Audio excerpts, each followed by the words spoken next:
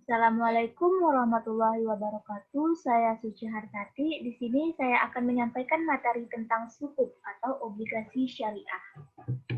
Nah, pokok pembahasan yang akan saya bahas kali ini ada 6. Yang pertama ada pengertian dan konsep dasar sukuk. Yang kedua, sejarah atau perkembangan sukuk di Indonesia.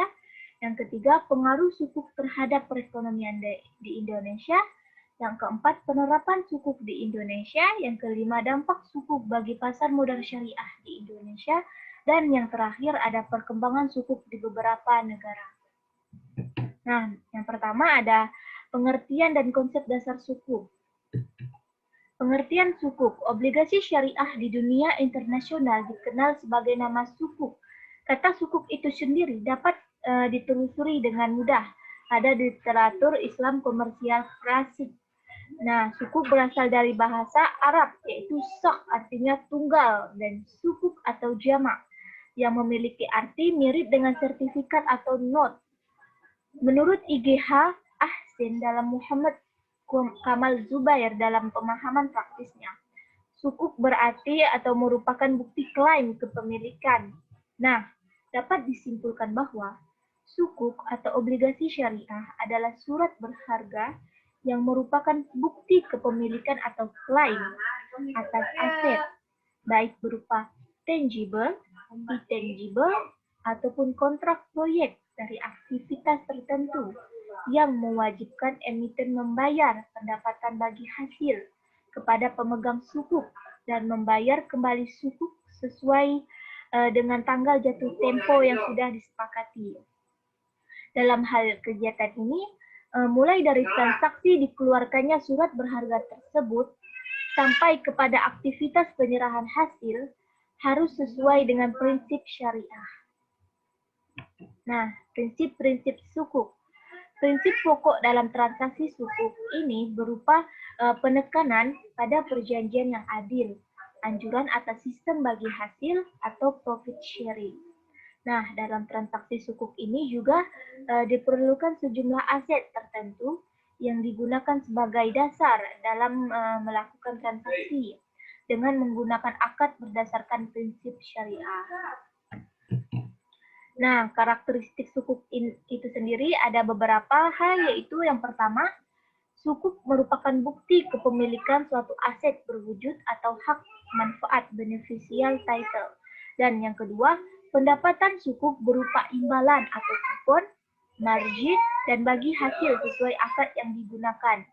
Nah, yang ketiga, sukuk ini terbebas dari unsur riba, ghahar, dan nasyir. Nah, yang keempat, penerbitan sukuk ini melalui Special Purpose Vehicle atau SPV, yaitu badan hukum yang didirikan khusus untuk menerbitkan sukuk sertifikat. Nah, yang kelima yaitu sukuk memerlukan underlying asset, yaitu underlying asset ini aset yang dijadikan objek atau dasar atas penerbitan sukuk. Contoh aset yang bisa menjadi underlying seperti tanah, bangunan, proyek bangunan atau jasa, dan hak manfaat atas aset itu sendiri. Nah, dan yang keenam yaitu karakteristik sukuk yang terakhir, yaitu ada penggunaan sukuk, yaitu proses berupa proceed, harus sesuai dengan prinsip syariah.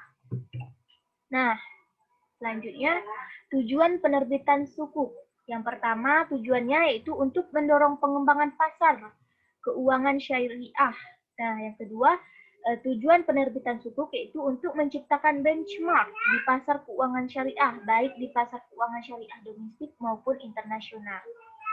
Nah, yang ketiga, diversifikasi basis investor. Nah, tujuan penerbitan sukuk yang keempat yaitu untuk mengembangkan alternatif instrumen investasi. Yang kelima, sukuk tujuannya untuk mengoptimalkan pemanfaatan barang milik negara. Dan yang terakhir, tujuan penerbitan sukuk itu sendiri yaitu memanfaatkan dana-dana masyarakat yang belum terjaring oleh sistem perbankan konvensional.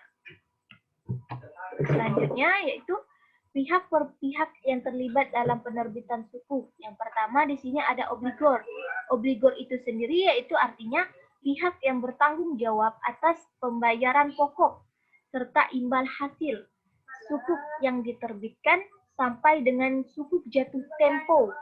Dalam hal sovereign sukuk, obligornya ini yaitu adalah pemerintah. Nah, yang selanjutnya ada Special Purpose Vehicle atau SPV, seperti yang telah saya jelaskan sebelumnya, yaitu SPV ini badan hukum yang didirikan khusus untuk menerbitkan sukuk sertifikat. Nah, yang ketiga ada investor, yaitu pihak pemegang sukuk yang memiliki hak kepentingan atas underlying asset melalui SPV. Nah, yang keempat ada Sharia advisor, yaitu sebagai pihak yang memberikan fatwa atau penyataan kesesuaian terhadap prinsip-prinsip syariah atas sukuk yang diterbitkan. Nah, yang terakhir ada wali amanat, yaitu di sini sebagai pihak yang mewakili kepentingan pemegang sukuk sesuai dengan sukuk yang telah diperjanjikan, seperti itu ya.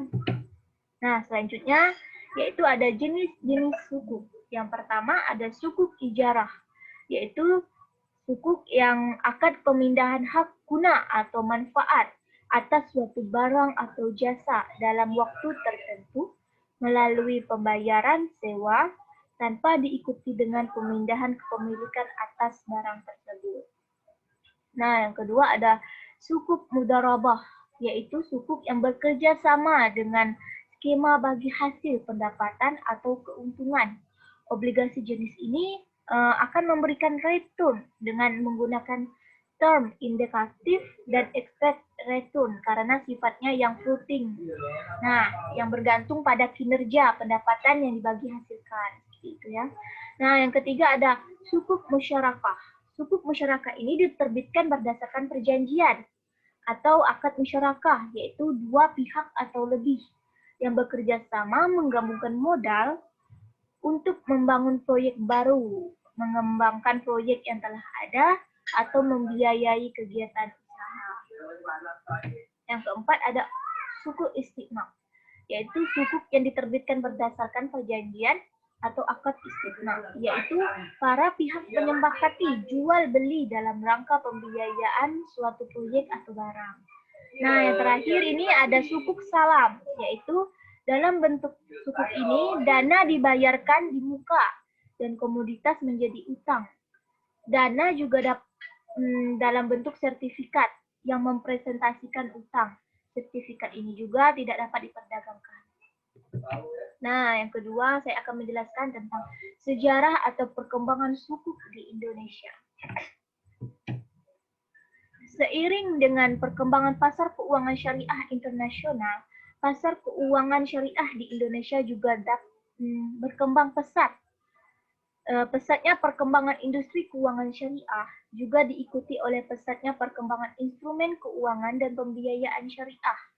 Salah satunya yaitu sukuk atau yang lebih dahulu dikenal sebagai obligasi syariah. Nah, di Indonesia pada tahun 2008 akhirnya mencatat sejarah baru. Meski terlambat ya, yaitu pada bulan Mei 2008 pemerintah telah mengundang-undangkan nomor 19 tahun 2008 tentang surat berharga atau SBBN atau Undang-Undang Sukuk Negara, Suffrage Sukuk. Hal ini patut kita apresiasi tinggi atas upaya pemerintah yang berhasil mengesahkan Undang-Undang Sukuk Negara ini. Dikatakan terlambat karena perkembangan sukuk di Indonesia sesungguhnya itu sudah dimulai oleh swasta meskipun pangsanya itu masih kecil. Nah, dengan diberlakukannya Undang-Undang Sukuk Negara, diperkirakan perkembangan pasar sukuk di Indonesia akan lebih semarak dibandingkan sebelumnya. Terlebih lagi minat investor terhadap sukuk ini sangat besar, sebagaimana ditunjukkan dari perkembangan sukuk global saat ini. Adapun data perkembangan sukuk di Indonesia berdasarkan data dari OJK atau Otoritas Jasa Keuangan selalu mengalami peningkatan baik dalam jumlah total nilai dan jumlah emisi sukuk dan sukuk outstanding. Nah, dalam perkembangan sistem keuangan ekonomi syariah di Indonesia ini, salah satu lembaga yang juga ikut berkembang yaitu salah satunya pasar modal. Pasar modal selama ini dikenal dengan transaksi jual beli aset seperti saham, obligasi, reksadana, dan derivatif. kini mesti dimarakkan oleh transaksi produk keuangan baru yang berbasis syariah. Salah satu di antaranya adalah obligasi syariah atau disering disebut juga dengan sukuk. Semangat dan optimisme terhadap perkembangan sukuk di Indonesia juga dapat dilihat dari keikutsertaan Bapepam dan lembaga konstitutif sebagai regulator di pasar modal Indonesia dengan mengeluarkan peraturan tentang obligasi syariah atau sukuk, yaitu peraturan nomor IXA 13 yang mengatur tentang akad-akad yang digunakan dalam penerbitan efek syariah di pasar modal. Nah, dengan diberlakukannya Undang-Undang Sukuk Negara dapat diperkirakan perkembangan pasar sukuk di Indonesia bakal semarak dibandingkan sebelum-sebelumnya. Terlebih lagi minat investor terhadap pengelolaan dan penerbitan sukuk saat ini sangat besar. Bagaimana ditunjukkan dari perkembangan sukuk global pada saat ini. Nah, yang ketiga ada pengaruh sukuk terhadap kondisi perekonomian di Indonesia.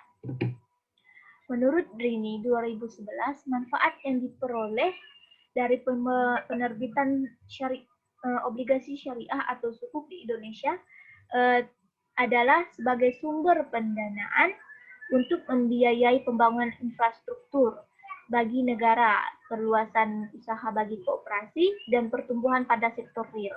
Penerbitan obligasi syariah atau sukuk ini juga berpengaruh pada 3 hal. Yang pertama ada pertumbuhan ekonomi, yang kedua tingkat pengangguran, dan yang ketiga tingkat inflasi. Nah, yang pertama pertumbuhan ekonomi. Penerbitan obligasi syariah atau sukuk ini secara tidak langsung akan berpengaruh pada peningkatan pertumbuhan ekonomi. Hal ini dikarenakan obligasi syariah atau sukuk merupakan salah satu instrumen yang ditujukan sebagai sumber pendanaan dalam pembangunan infrastruktur dan pengembangan dalam sektor real. Maka dari itu, sukuk dapat berpengaruh terhadap pertumbuhan ekonomi.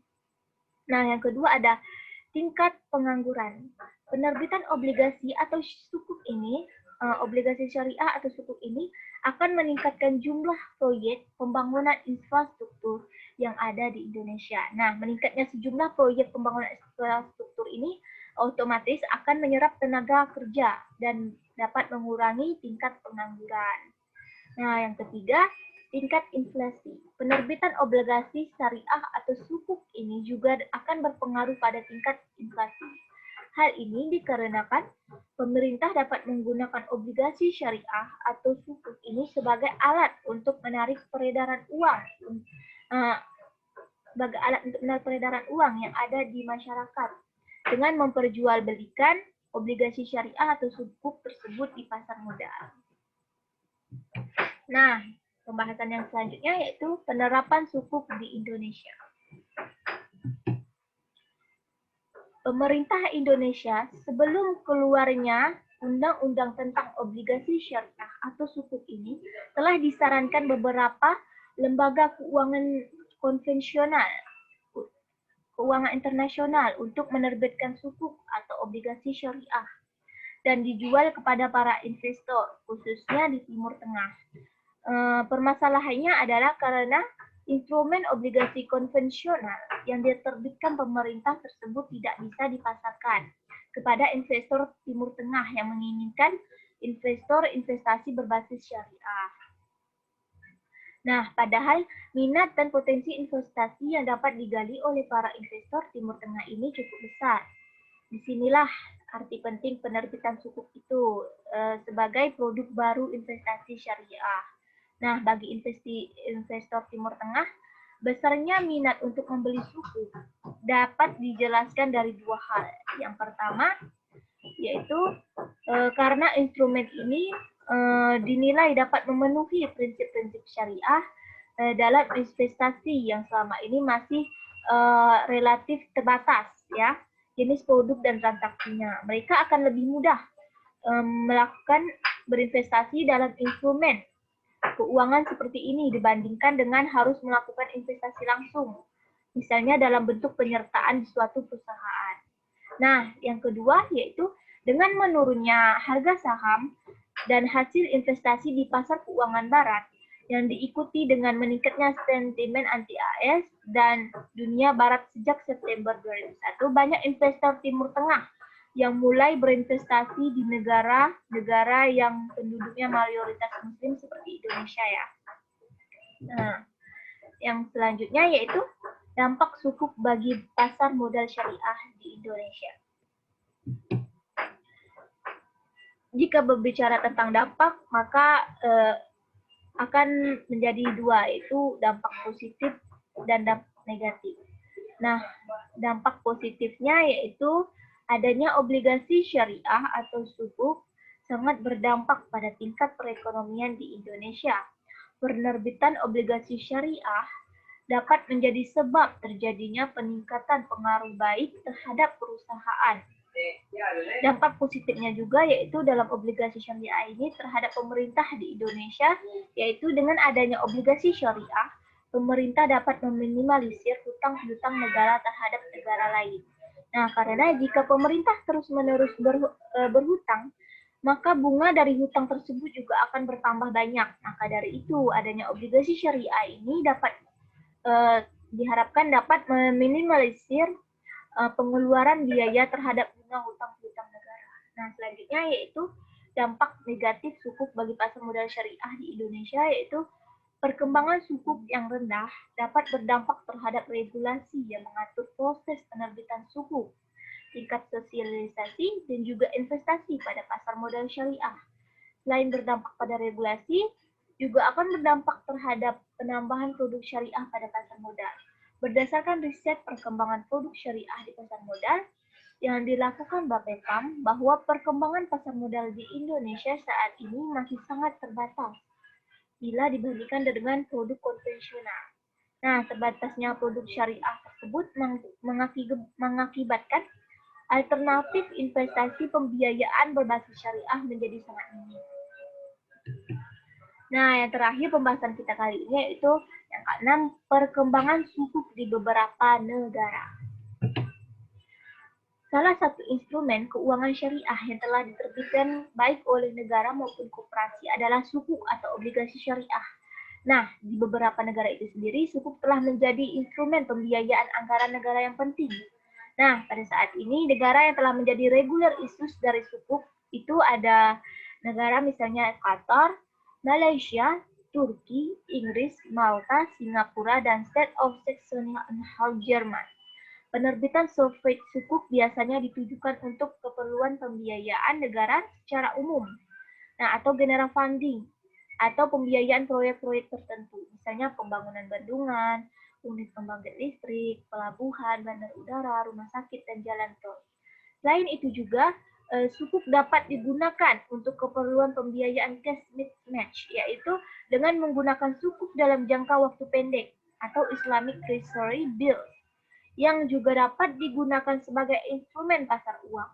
Perkembangan pasar sukuk di negara tersebutlah telah membuktikan bahwa sukuk mampu memberikan manfaat bagi obligor.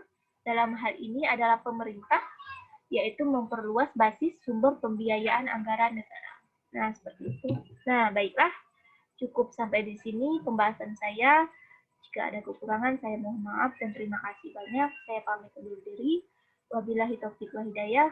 Assalamualaikum warahmatullahi wabarakatuh.